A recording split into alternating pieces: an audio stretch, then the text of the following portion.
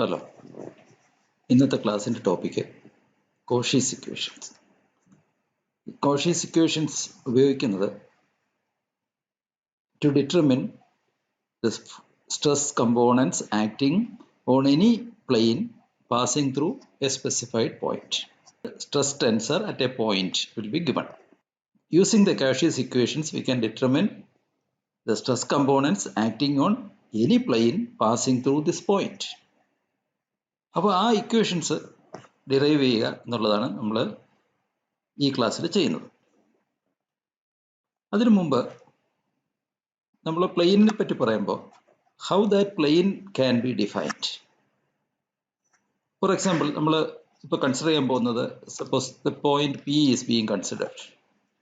അപ്പോൾ p consider ചെയ്യുമ്പോൾ p എന്ന പോയിന്റിൽ ആക്ട് ചെയ്യുന്ന സ്ട്രെസ് കമ്പോണൻസ് നമ്മൾ ഡിഫൈൻ ചെയ്യുന്നു by way of a stress tensor. Then the point P is the origin of the coordinate axis.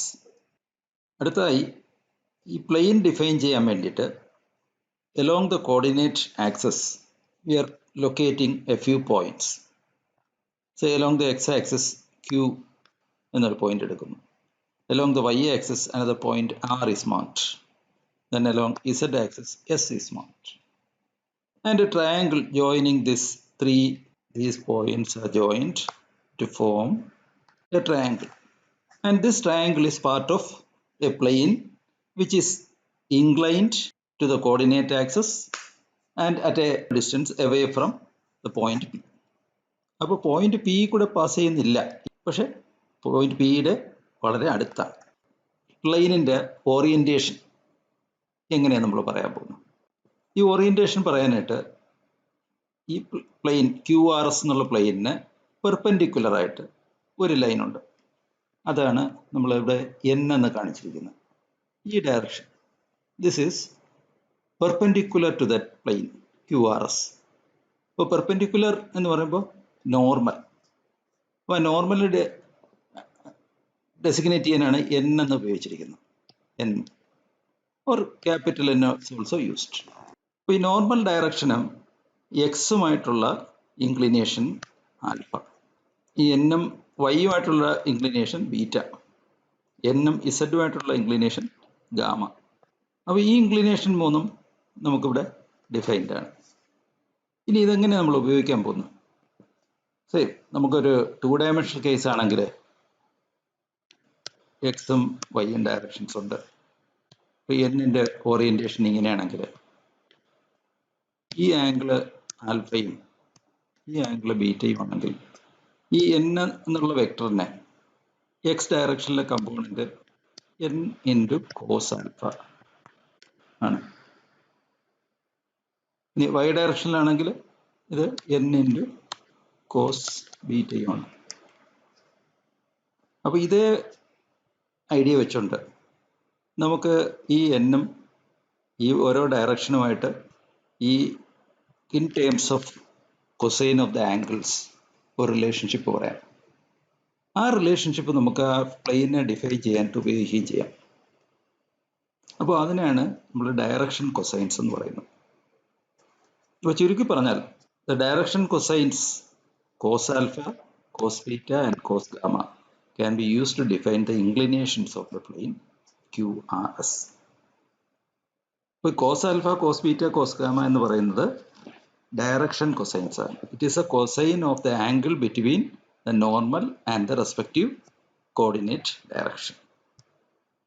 ഇത് നൊട്ടേഷൻസ് എൽ എം എൻ ആണ് കൺവെൻഷനലായിട്ട് മാത്തമാറ്റിക്സിൽ യൂസ് ചെയ്യുന്ന നൊട്ടേഷൻ. ചില ബുക്കുകളിൽ എൻ എക്സ് എൻ വൈ എന്ന് ഉപയോഗിക്കുന്നുണ്ട്. ഇവിടെ നമ്മൾ ഉപയോഗിക്കുന്ന നൊട്ടേഷൻ ഇതാണ്: a N X, A N Y, A n z, where ANX stands for cosine of the angle between the directions represented by N and X. ഇതിൻ്റെ മറ്റൊരു പ്രോപ്പർട്ടി എന്ന് പറയുന്നത് ഈ 3 ഡയറക്ഷൻ കൊസൈൻസിൻ്റെ സ്ക്വയേഴ്സ് എടുത്ത് ആഡ് ചെയ്ത് കഴിഞ്ഞാൽ 1 കിട്ടും. ഇതാണ് ഡയറക്ഷൻ കൊസൈൻസിൻ്റെ ഒരു പ്രോപ്പർട്ടി.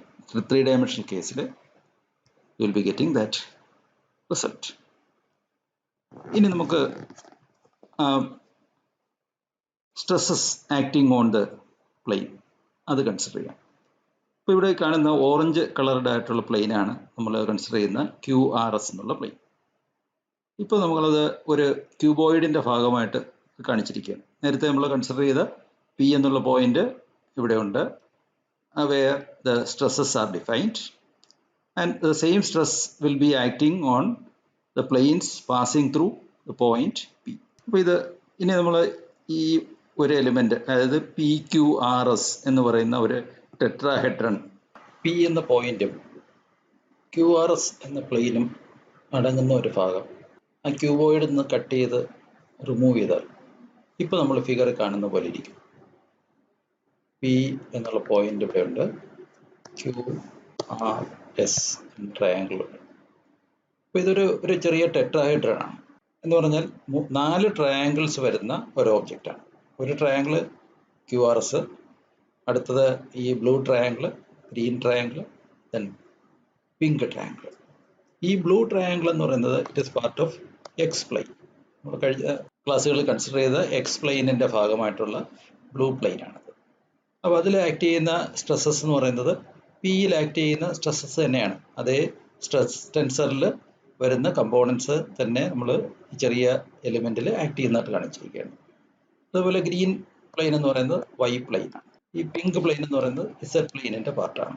QRS എന്നുള്ള പ്ലെയിൻ ആണ് നമ്മളിപ്പോൾ കൺസിഡർ ചെയ്യുന്ന N നോർമലായിട്ടുള്ള പ്ലെയിൻ. N എന്ന് പറഞ്ഞാൽ ഇത് ഈ പ്ലെയിനിന് നോർമലായിട്ട് വരച്ചിരിക്കുന്ന ലൈനാണ് N. ഇതിനൊന്ന് എക്സ്പ്ലോഡ് ചെയ്ത വ്യൂ ആണ്. ആ 4 ട്രയാങ്കിളും പ്രത്യേകം കാണിച്ചിരിക്കുക. ഇവിടെ ഈ 3 ട്രയാങ്കിൾസിലും വരുന്ന സ്ട്രെസ് കമ്പോണൻസ് പ്രത്യേകം കാണിച്ചിട്ടുണ്ട്. ഓരോ പോയിന്റും പ്രത്യേകം മാർക്ക് ചെയ്തിട്ടുണ്ട്. നോക്കാം, ഈ ഒരു QRS എന്ന ട്രയാങ്കിളിലേക്ക് വന്നു കഴിഞ്ഞാൽ അതിന് നോർമൽ ഡയറക്ഷനാണ് ഈ കാണിച്ചിരിക്കുന്ന N ക്യാപിറ്റൽ എന്നോ സ്മോൾ എന്നോ ഉപയോഗിക്കാം. അപ്പോൾ നോർമൽ ഡയറക്ഷൻ. അപ്പോൾ ഈ നോർമൽ എന്ന് പറഞ്ഞു കഴിഞ്ഞാൽ ഈ പ്ലെയിനിന് പെർപെൻഡിക്കുലർ ആയിട്ടുള്ള ഡയറക്ഷൻ, ഈ QRS എന്നുള്ള പ്ലെയിനിന് പെർപെൻഡിക്കുലർ ഡയറക്ഷൻ. അതിനകത്ത് ഉള്ള ടോട്ടൽ റിസൾട്ടൻറ്റ് സ്ട്രെസ് ആണ് സിഗ്മ NR. അപ്പോൾ സിഗ്മ NR എന്ന് പറയുന്നത് Nൻ്റെ ഡയറക്ഷൻ തന്നെ ആക്ട് ചെയ്യത്തില്ല, അതിന് ഏതെങ്കിലും ഒരു ഡയറക്ഷനിലായിരിക്കും ആക്ട് ചെയ്യുക. എന്നാൽ N എന്ന ഡയറക്ഷനിൽ തന്നെ ആക്ട് ചെയ്യുന്ന ഒരു കമ്പോണന്റ് ഉണ്ട്, that is A normal component sigma N, that will be acting along the direction of N. അതിന് കറസ്പോണ്ടിങ് ആയിട്ട്, അല്ലെങ്കിൽ ഈ പ്ലെയിനിന് QRS എന്നുള്ള പ്ലെയിനിന് ടാൻജൻഷ്യലായിട്ട് ആക്ട് ചെയ്യുന്ന ഒരു ഷിയർ കമ്പോണന്റ് ഉണ്ട്, അതാണ് സിഗ്മ NS. അപ്പോൾ ഇതുപോലെ തന്നെ ഈ സിഗ്മ NR എന്നുള്ള കമ്പോണന്റ്, NR എന്നുള്ള റിസൾട്ടന്റിനെ X ഡയറക്ഷനിലേക്കും Y ഡയറക്ഷനിലേക്കും Z ഡയറക്ഷനിലേക്കും ഒക്കെ കമ്പോണൻസ് ഉണ്ടാകും. അപ്പോൾ അങ്ങനെയുള്ള കമ്പോണൻസ് കൺസിഡർ ചെയ്യുകയാണെങ്കിൽ നമ്മൾ സിഗ്മ NX ആയിരിക്കും X ഡയറക്ഷനിലെ component, sigma NY and sigma NZ. 3 components 3 coordinate ഡയറക്ഷനിൽ ആക്ട് ചെയ്യുന്നുണ്ട്. അപ്പോൾ ഇവിടെ N എന്ന് കാണിച്ചിരിക്കുന്നത് ആ plane on which it is acting, and X is the direction in which that stress is acting. അപ്പോൾ ഈ രീതിയിൽ സ്ട്രെസ് കമ്പോണൻസ് ഓരോ പ്ലെയിനിലും ആക്ട് ചെയ്യുന്ന നമുക്ക് കണ്ടുപിടിക്കാം. അതോടൊപ്പം ഇതിൻ്റെ ഏരിയ, ഈ ട്രയാങ്കിളിന് A ആണ് ഏരിയ എങ്കിൽ കറസ്പോണ്ടിങ് ഏരിയ ഈ ചെറിയ കളേർഡ് പ്ലെയിൻസിന് എന്തോ ഏരിയ ഉണ്ടാവും. അല്ലെങ്കിൽ ആ ഒരു ടെട്രാഹെഡ്രൺ കൺസിഡർ ചെയ്യുമ്പോൾ അതിനകത്തുള്ള ഓരോ ട്രയാങ്കിളിൻ്റെയും ഏരിയ എന്തായിരിക്കും? അപ്പോൾ ഈ പ്ലെയിനിൻ്റെ ഏരിയ A ആണ്. ഈ പ്ലെയിനിൻ്റെ ഡയറക്ഷൻ കൊസൈൻസ് നമുക്ക് തന്നിട്ടുണ്ട്, ANX, ANY, ANZ. അപ്പോൾ ANX എന്ന് പറയുന്നത് cosine of the angle between direction N and X. അപ്പോൾ ഈ plane it is part of X പ്ലെയിൻ. അപ്പോൾ ഈ പ്ലെയിനിൻ്റെ ഏരിയ എന്ന് പറയുന്നത് it is the projection of this area, the area of QRS on X plane. Projection of the area QRS on X plane will be the area of this blue surface, blue plane, blue triangle.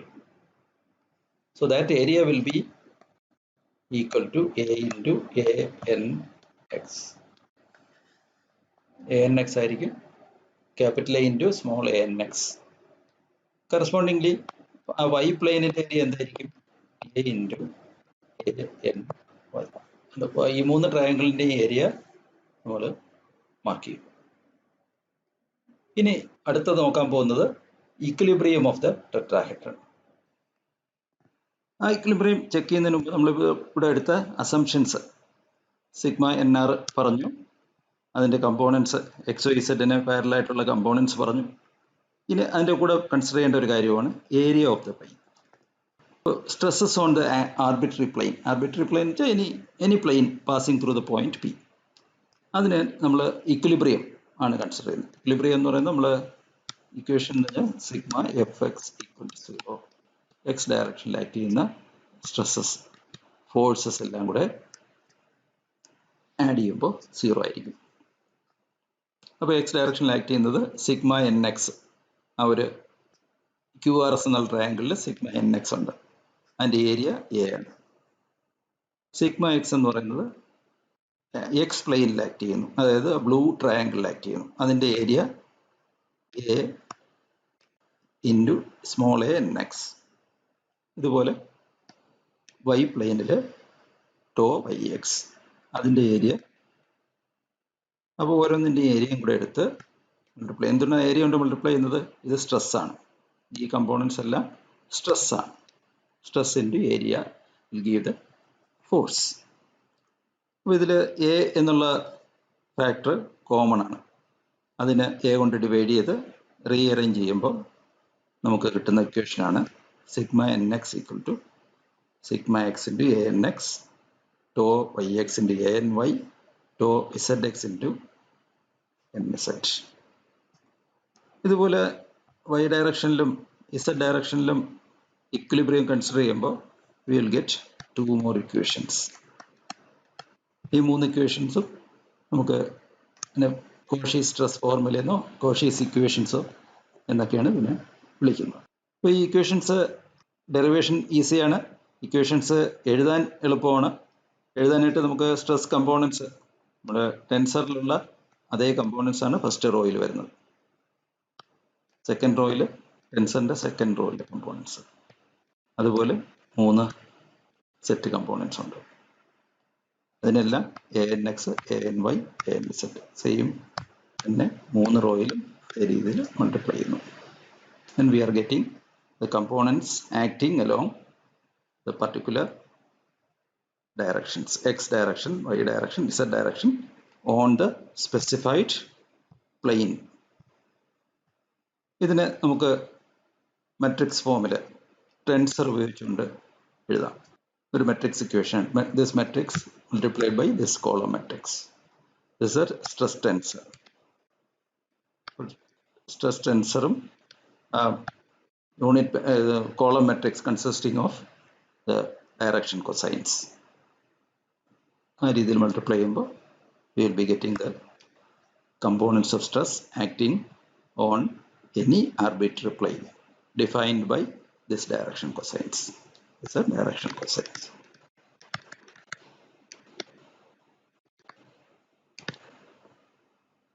Okay. അപ്പോൾ ഈ equation ഈ രീതിയിലോ അല്ലെങ്കിൽ equations ആയിട്ടോ ഓർത്ത് വയ്ക്കാം, ഇത് problems ചെയ്യാനായിട്ട് ഉപയോഗിക്കാം. ഡയറക്റ്റ് സബ്സ്റ്റിറ്റ്യൂഷന് നോർമലി വരത്തുള്ള ഈസി ആയിട്ടുള്ളൊരു ക്വസ്റ്റ്യൻ ആയിരിക്കും. Okay, so we will stop now. Thank you.